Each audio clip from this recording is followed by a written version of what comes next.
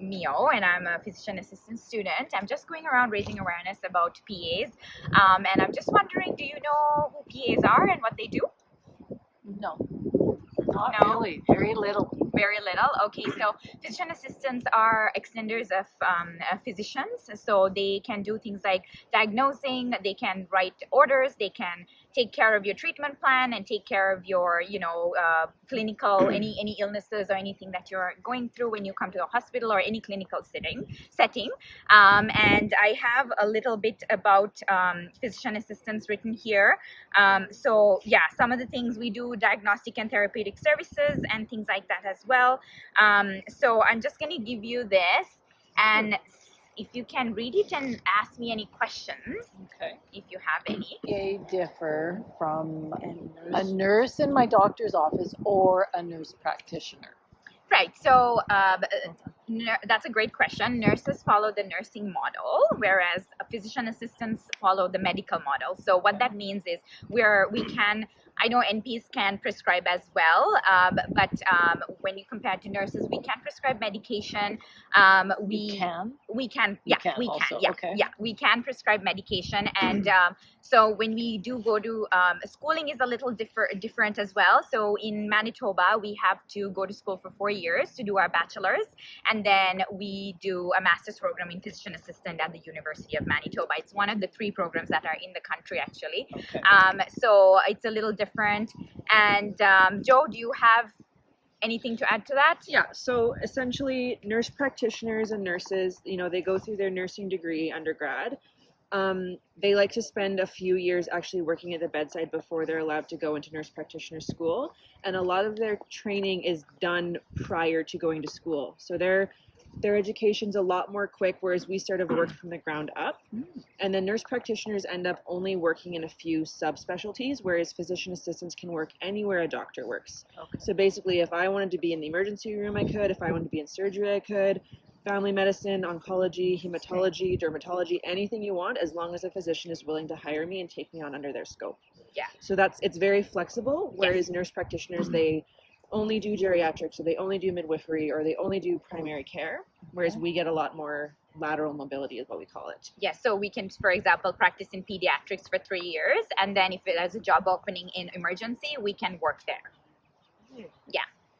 So, do doctors like you? So far, yes. Doctors love us. Yes. Okay, I'm curious. Right? It takes off the burden. We're in a really big healthcare burden right now, Yes. and just having an extra set of hands to run the orders, examine the patients, talk to the nurses about what the plan is, talk to the family. Okay. Just taking on that caseload is a really big help. Currently, I'm doing a rotation in the emergency room, and between myself and my doctor, in a span of 8 hours, we can see.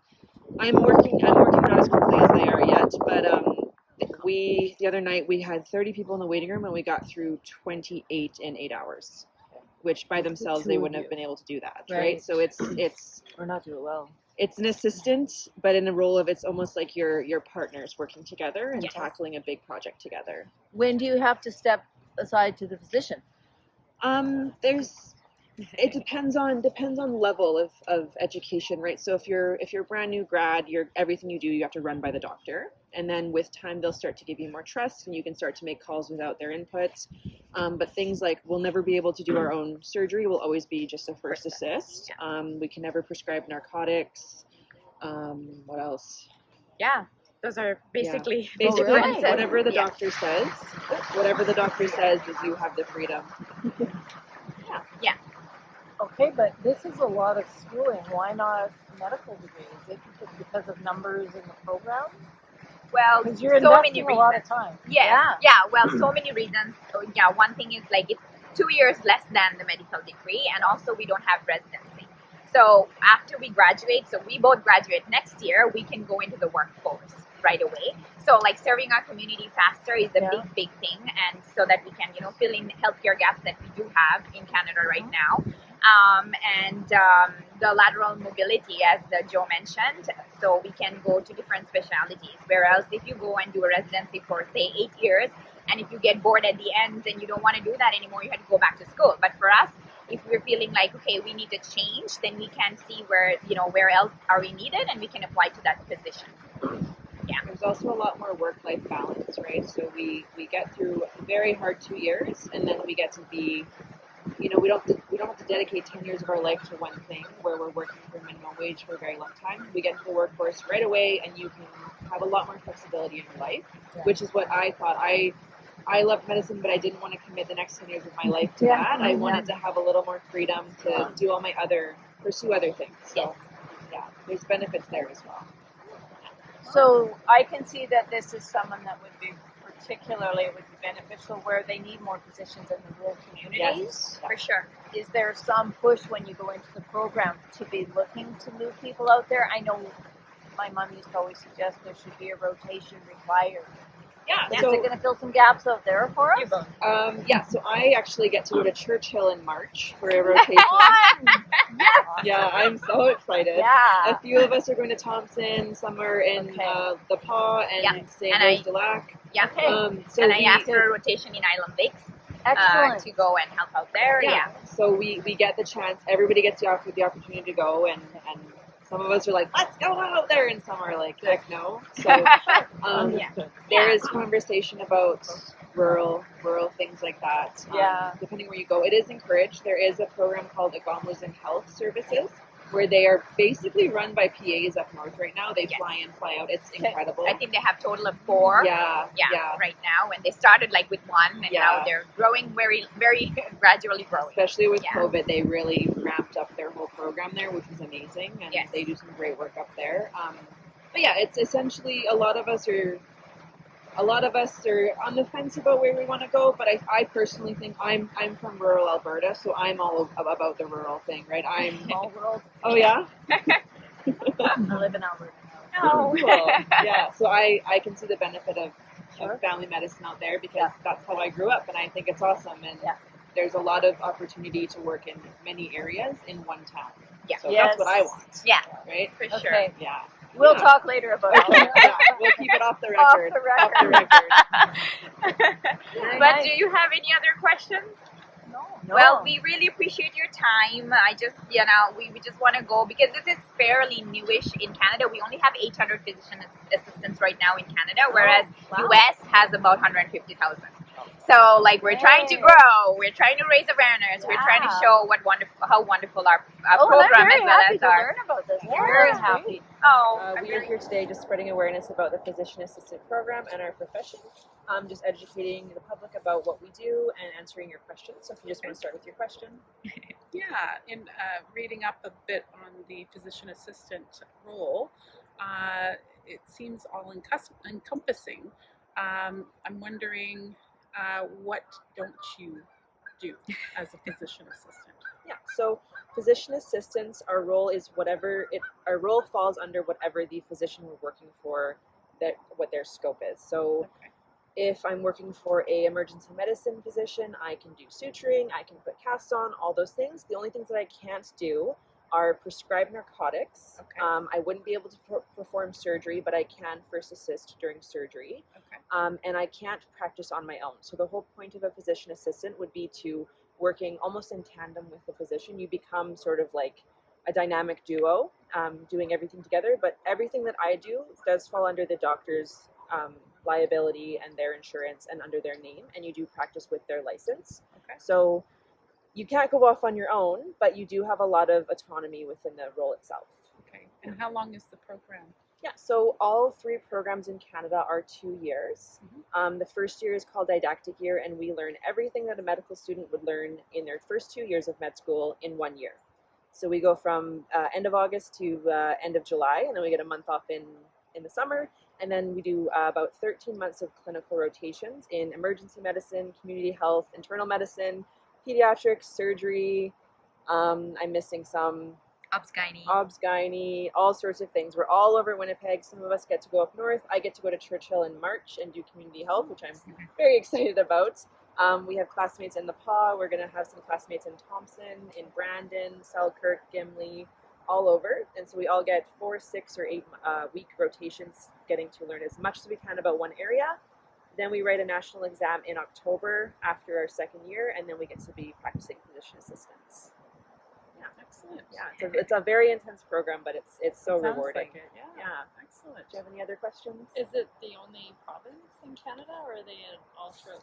Are they recognized by every province? Or Not every province. Ontario, Manitoba, Alberta all have pretty substantial groups of physician assistants. Ontario probably has the most PAs. Manitoba next, and Alberta's just starting to regulate and get going with that. There are some pilot programs out in the Maritimes. There's a little bit of pushback in BC and some other provinces just with with work and kind of the legislation and all that. So we are trying to get PAs in every province and every territory, but of course it's a new profession, so it takes a little bit of this kind of work and discussion and kind of getting the ball rolling and getting people aware and educated and getting that trust, I guess, to go. But our big provinces are definitely Ontario, Manitoba, and Alberta right now. Excellent. Yeah. Great. Well, thank you. Thank you. Thank you so much for your time and for your willingness to learn about our profession. Yeah, so I'm here today to raise awareness about PAs, Physician Assistants of Canada. So I'm just wondering, do you know who a PA is or what they do? I do not. I've never heard of physician Okay. assistants. I guess I have a little bit of knowledge about a physician assistant. Okay. They can work under with the partnership of a physician to treat patients. Yeah.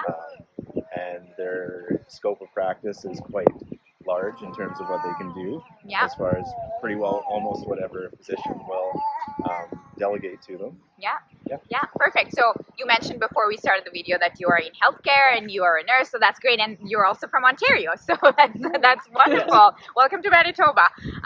So I gave you a little pamphlet from Kappa Canada.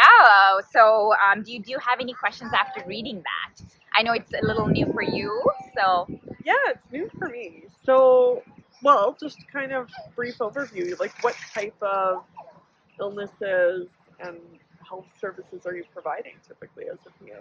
yeah. So like health services, we usually work anywhere really, anywhere there's a physician, where there's a physician, because we have to go as you said, like it's supervision, under supervision, collaboration with the physician. So wherever there is a physician, if they're willing to take a PA, then we can go there. So there's really no limits. Do you have your own client roster, or do you work for the physician's clients, like you serve them? Yeah, so usually, like I just started my my first rotation. We're in our clinical year, so like in my rotation, I'm in like community health, but it's more of a mini internal ward. And so for me, the PAs in my ward, they take care of so the physician has 65 patients that they take care of, and they divide it amongst two PAs. So 33 and whatever the rest is, they just divide it, and then you take care of the patients. Yeah. So does it help sort of fill the gap? I know we have like a shortage. Yeah. And Yeah. well, family healthcare, like it's hard for us to find doctors in Thunder Bay. Yes. So do PAs sort of fill some of that, I guess, providing those services to fill the gap? Definitely. We do have a lot of PAs working in family med as well as internal. And yeah, that's our goal. So in Canada, we only have 800 physician assistants right now, whereas in places like US, where it was introduced way before us, they have 150,000. So so we're trying to kind of, build and raise awareness. First of all, we need the patients to trust us, right? Especially if they don't know what a PA is, then they are not going to trust you with their treatment plans. Right. So that's why I'm doing this today with Joe, and just making sure we tell everyone about this. Yeah. When did this come into existence in Canada? This started in the military. I want to say It's been about 50 years or so. Yes. It was Okay. after the war they started to implement it Wow. more. Yeah. Yeah. Yeah. And we only have 800. We gotta, Yeah, Yeah. so there's only 3 schools in Canada. I University of Manitoba is the smallest. We have 15 students per year. Yeah. McMaster University has about 32. yeah. Toronto University has 20? 60 or so. Oh, 60? Okay. Yeah. So Ontario, they have a lot more students and obviously a Right. bigger population. Yeah. But yeah. Yeah. And those are the only 3 schools right now. Yeah, it used to be a part of the military. It actually just ended this year. They used to have a program where they'd have, I believe it was officers who had a bachelor's degree could go on to be trained inside the military, but that just ended. Yeah. So now we're down to 3. Only 3 civilian programs. Yes, Yeah. but American PAs can come work in Canada, but Canadian PAs can't go south. Yeah, we Yeah. can't. And what does your program look like? How many years do you train? And Yeah, so we're in the master's program for 2 Master's years. level, Yeah, 2 so our years, first year is didactic, which we just finished, and now we just started our clinical year. So the second year is clinical, where we have 12 months of rotations. We go to different units, different areas of town as well. So my friend Joe is going to Churchill in a few months. In March, I get for to go community to Churchill. health. Wow. Yeah. I'm so excited. Yeah. Amazing. Yeah. What And we kind of, oh, sorry. we have some classmates going to Thompson, the Paw, like all over Manitoba, just to get that rural experience. I guess. Right. Yeah. Great. What kind of limitations do you have on prescribing in terms of like, are you able to prescribe on your own license or under the license of the physician? And what types of limitations do you have in terms of like narcotics and things like that? Yeah, so when we prescribe, we always say PA or PA student now, with doctor whoever when we sign, but we can prescribe any medication other than narcotics. Yeah. That's As long the only as you limitation. say, the license of that physician who you're practicing under, as long as their number's on there, you can represent them. Okay. And the other thing we can't do is surgery all by ourselves. We can only first assist. But other than that, it's pretty great. Yeah. In comparison to something like a nurse practitioner, what kind of differences are there? You explained it so Yes. well, I'm going to let you do it So again. I did a big dive on this because I thought about that myself too. So nurse practitioners, they get their nursing degree. They usually have to practice for a few years at the bedside before they're allowed to apply to school. And then most of their schooling it's more of the advanced teaching rather than the hands-on clinical kind of teaching. Whereas we start at the baseline, they baby us through how to do a physical exam, how to write notes, whereas they expect the nurses to know that already. So our education's kind of from the ground up. Their education's more based on their past experience. Right. Nurse practitioners also can only work in certain areas. So I know you have to specialize in either family medicine, pediatrics, midwifery, geriatrics, whereas physician assistants, once we get our degree, we can work anywhere. You can go emergency, family medicine, internal medicine, oncology, hematology, dermatology, Anywhere, really. anywhere really. And, And you there's- can change your mind whenever you want. Exactly. Like you could work somewhere for a year, love it, go somewhere else, hate it, go somewhere else, love it, and just move as much as you wish. Wherever Yeah. we are needed. Yeah. Wow. Yeah. And then nurse practitioners do work under their own license, so they don't have to report to anybody, whereas we do report to a physician. Okay. Yeah. Incredible. Yeah. Well,